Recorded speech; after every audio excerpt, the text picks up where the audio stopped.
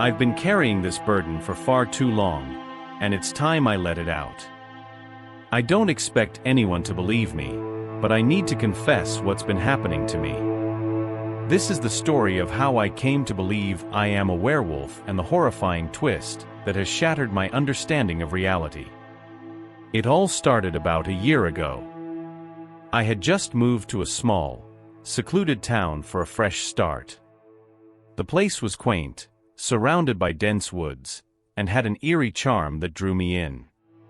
My new neighbors were friendly enough, but there was an undercurrent of something unspoken in their interactions with me.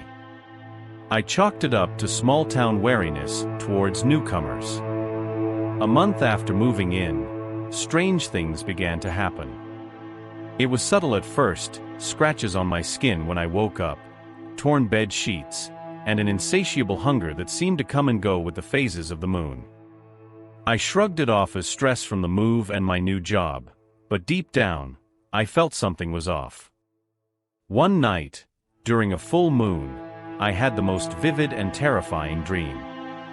I was running through the woods, my senses heightened, the smell of the earth and the sounds of the night overwhelming me. I felt an incredible surge of power coursing through my veins, a primal instinct to hunt. I woke up drenched in sweat, my heart pounding. The dream felt so real, and I couldn't shake the feeling that it was more than just a nightmare. As the months went by, the dreams became more frequent and intense. Each full moon, I would dream of transforming into a beast, my body stretching and contorting in excruciating pain, fur sprouting from my skin. I would wake up exhausted, my muscles sore, and sometimes covered in dirt and leaves as if I had been outside. I began to suspect that these weren't just dreams. I started noticing other changes in myself.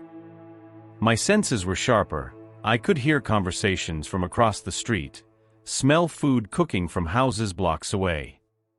My reflexes were quicker, and my strength seemed to increase, especially during the nights of the full moon. I tried to ignore it, to tell myself it was all in my head, but the evidence was mounting. I decided to confide in my friend, Jason, who had moved to the town with me. We had known each other for years, and I trusted him more than anyone. When I told him about the dreams and the changes I was experiencing, he looked at me with a mix of concern and disbelief. "You need to see a doctor, man," he said, but I knew no doctor could help me. Desperate for answers, I began researching werewolves and lycanthropy. The more I read, the more I convinced myself that I was indeed a werewolf. The symptoms, the transformations, everything matched what I was experiencing. I read ancient texts and folklore, looking for a cure or a way to control the beast within me. Then came the night that changed everything. It was a full moon, and I decided to lock myself in my basement to prevent myself from harming anyone. I set up a camera to record what happened, hoping to finally get proof of my transformation. As the moon rose high in the sky, I felt the familiar surge of power and pain. My body convulsed, and I screamed as I felt my bones breaking and reshaping. When I woke up the next morning, I was lying on the cold basement floor, naked and covered in blood. The camera was smashed, and I had no memory of what had happened. I panicked, thinking I had hurt someone. I rushed upstairs, but everything seemed normal. It wasn't until I checked my phone that I saw the frantic messages from Jason. He was dead. The police said it was an animal attack. Jason's body was found in the woods, mauled beyond recognition. They suspected a bear or a wolf, but I knew the truth. I had killed my best friend. The guilt and horror were overwhelming. I couldn't bear to live with what I had done, but I didn't know how to stop it from happening again. I considered ending my life, but I couldn't bring myself to do it. Instead, I moved to a remote cabin deep in the woods, isolating myself from the world. I hoped that by staying away from people, I could prevent any more deaths. But the full moon came, and the beast within me still emerged. I would wake up each month with blood on my hands, the remains of animals scattered around the cabin. I became a prisoner to my own curse, living in constant fear of the next transformation. I kept a journal, documenting each change, each hunt, hoping to find some pattern or clue that could help me understand and control the beast. Then, one night, as I was scouring the woods for any signs of my nightly activities, I stumbled upon an old, decrepit house. Curiosity got the better of me, and I ventured inside. The air was thick with dust and decay. As I explored the house, I found a room filled with books and strange artifacts. One book, in particular, caught my eye. It was an ancient tome on werewolves, filled with detailed illustrations and descriptions. As I read through it, a sense of dread washed over me. The book described a ritual that could summon a doppelganger, a creature from another dimension that takes on the form of its host, feeding on their fears and emotions. The more I read, the more I realized that this wasn't a curse of lycanthropy. I wasn't transforming into a werewolf. I was being possessed by something far more sinister. The final pages of the book described how the doppelganger would eventually take over completely, leaving the host as a hollow shell. I felt a cold, creeping horror as I realized that my dreams and transformations were the work of this creature.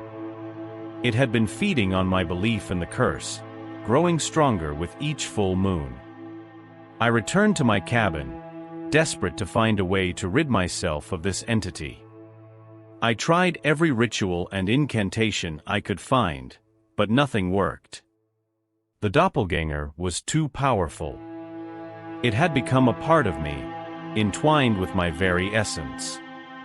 One night, as the full moon rose, I felt the familiar pain and transformation begin. But this time, it was different. The pain was more intense, more real. I screamed as my body contorted and shifted, but it wasn't fur that sprouted from my skin. It was darkness, a living shadow that enveloped me. I looked into the mirror and saw my reflection, twisted and grotesque. The doppelganger had taken over completely. I was no longer in control. It was using my body, my face, to continue its reign of terror. I don't know how much longer I have left. The doppelganger grows stronger with each passing day, and I fear that soon, I will be nothing more than a memory, a ghost trapped in my own mind. I can feel it, even now, watching me, waiting for the right moment to take over completely. This is my confession, my desperate plea for help. If anyone out there knows how to fight this creature, how to exorcise it from my body, please tell me. I can't live like this anymore, trapped in a nightmare with no escape. I fear that soon, it will use me to harm others, just as it did with Jason.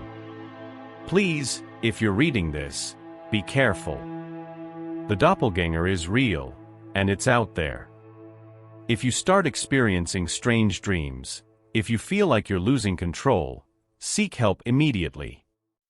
Don't let it take over your life as it has mine. And if you find an old mirror, whatever you do, don't look into it. You never know who, or what, might be staring back at you. I've lost everything, my friend, my sanity, my life. The doppelganger is relentless, and it won't stop until it has consumed me entirely. I can feel it now, creeping through my veins, whispering in my mind, telling me to give in. But I won't. I will fight it until my last breath. This is my story, my warning, my cry for help. Please, don't let my fate become yours.